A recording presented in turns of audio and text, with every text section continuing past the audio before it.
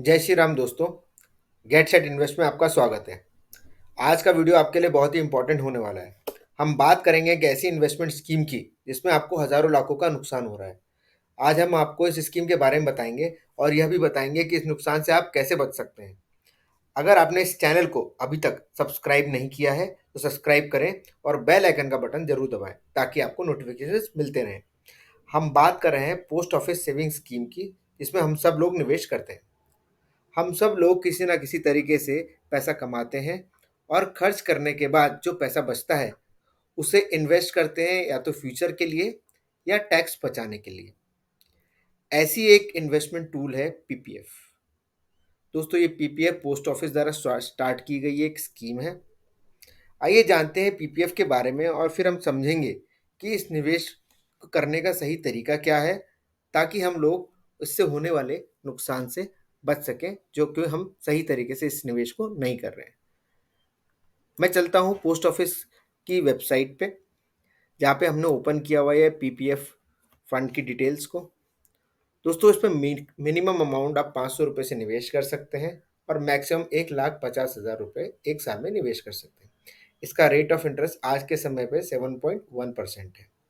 दोस्तों, इसकी एलिजिबिलिटी के कुछ फीचर्स हैं, तो मैं आपको इस हमारे डिस्क्रिप्शन में आपको ये लिंक शेयर कर दूंगा, ताकि आप इस लिंक को देखकर इन डिटेल्स को देख सकते हैं। अगर आपका पीपीएफ का अकाउंट ओपन नहीं है तो आप यहाँ से फॉर्म डाउनलोड करके अपने पास वाले पीपीएफ ऑफिस में जाके, पोस्ट ऑफिस में जाके इसे डिपॉजिट करके अपना अकाउंट भी खुलवा सकते हैं।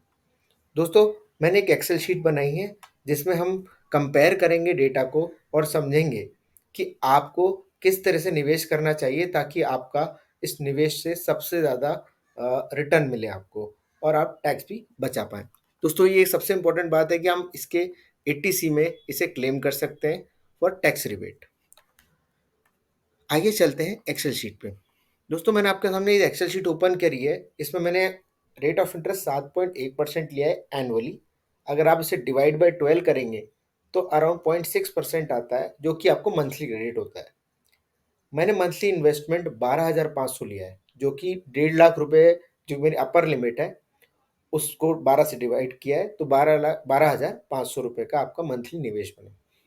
दोस्तों, अगर आप इस निवेश को 1.5 लाख रुपए सालाना करना चाहते हैं और 12,500 हर महीने जमा करते हैं, तो आपको 15 साल के अंत में जो रिटर्न मिलेगा वो होगा 39,31,212 रुपीज़।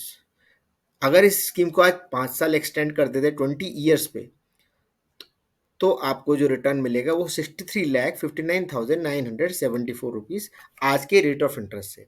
अगर ये रेट ऑफ इंटरेस्ट चेंज होता है तो उसके हिसाब से आपको रिटर्न्स डिफरेंट मिलेंगे।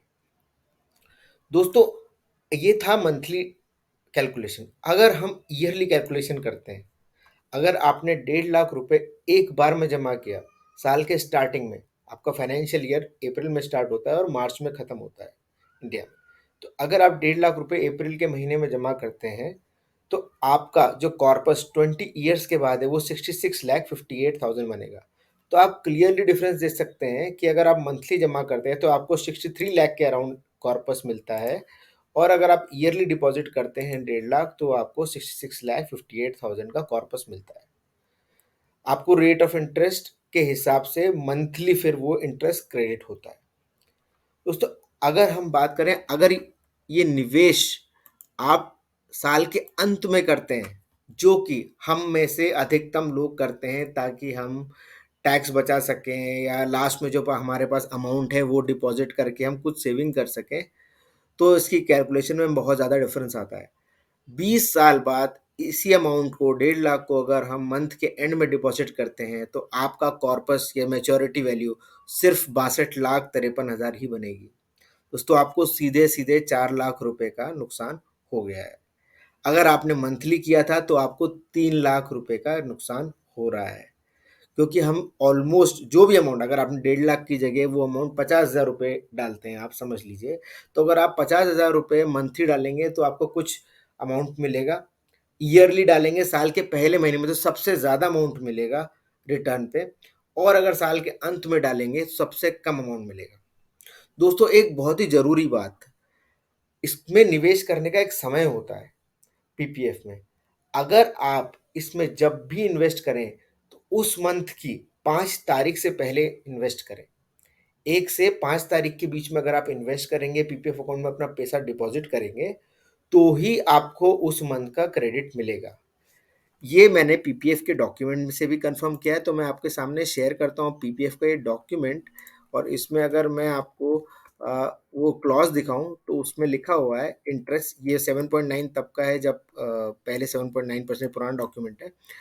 सो per annum shall be eligible for a calendar month on the lowest balance at the credit of an account between those close of the fifth day and the end of the month. So अगर आपने deposit 5 तारीख से पहले करवाया है तो आपको उस मंथ का क्रेडिट मिलेगा, एल्स आपको उस मंथ का इंटरेस्ट क्रेडिट नहीं मिलेगा। दोस्तों, अगर आपको हमारा ये वीडियो पसंद आया है तो आप कमेंट में बताइए, और चैनल को सब्सक्राइब और लाइक जरूर कीजिए। Thank you.